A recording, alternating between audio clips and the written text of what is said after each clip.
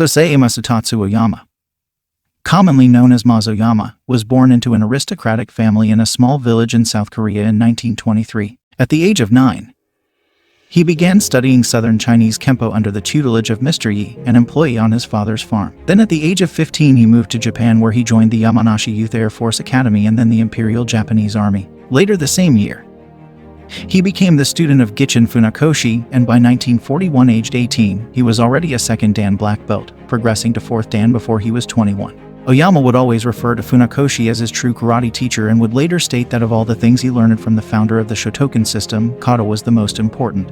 After the end of World War II, Oyama began to train under fellow Korean Nichuso, an exponent of the Goju Ryo style and one of Gogen the Cat Yamaguchi's best students. He also took up judo at this time and within 4 years was a 4th degree black belt in the discipline. Oyama on Mount Minobu. After becoming disillusioned with his martial arts training, Oyama decided to throw everything he had at it, so he went to the top of Mount Minobu in the Chiba Prefecture, the same place the great samurai Miyamoto Musashi is said to have received inspiration for his double sword system. Oyama stayed there for 18 months, testing himself against nature with grueling training methods that included practicing techniques and meditating under freezing cold waterfalls, jumping over bushes and boulders repeatedly, using trees and rocks as makiwara boards to condition the bones in his hands, arms, legs, and feet, running up and down steep slopes, lifting heavy rocks hundreds of times as strength training. He would rise at 5 in the morning, and once his training was done, would read extensively from martial arts manuals and from Buddhist texts. He would finish the day with contemplative meditation.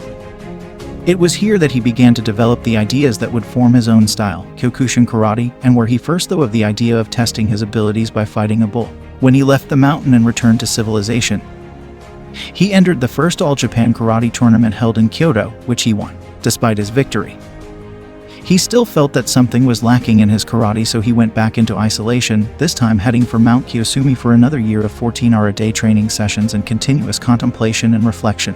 Oyama's bullfights. When he returned, he decided that he wanted to take on the ultimate challenge in a life-and-death contest with a bull. He undertook this challenge 52 times. 3 of them were killed instantly by his strikes and 49 had their horns taken clean off by his knife hand strike. While this seems a little untoward to the modern reader due to the cruelty to animals aspect, it must be remembered that this was in the 1950s and people had a totally different mentality then. The animals he fought were also all ready for slaughter, so would have died anyway. As a feat of strength, bravery, and a demonstration of devastating technique, Oyama's bullfights are unparalleled. That said, his first attempt in 1957 did not go too well, and even though he eventually won, he was bedridden for 6 months from injuries sustained from the fighting other martial artists. Not content with fighting dumb animals, he also took on more than 270 people over the years, many of whom were beaten with one punch. Most contests lasted a matter of seconds and none over 3 minutes. Oyama had made his bones so strong that even when his attack was blocked, he would often break the bones of his opponent's blocking arm, and while his hands were legendary, he was also known for his powerful head kicks, as well as fighting in over 270 one-on-one contests. Oyama participated 3 times in his famous 100-man kumite. He invented this to further test his abilities by taking on one fighter after another over the space of 3 days. It is rumored that the first time he did this, he wanted to go a 4th day, but none of the participants were willing to carry on over the agreed-upon period. He traveled the world to fight, teach, and establish dojos. He would fight anybody from any style, and in doing so gained enough fame to make his style, Kyokushin Karate, one that is today practiced worldwide with over 15 million members. His legacy also includes a number of books that are amongst the most read karate books ever. At the age of 71 in 1994, Master Sosei Masutatsu Oyama died.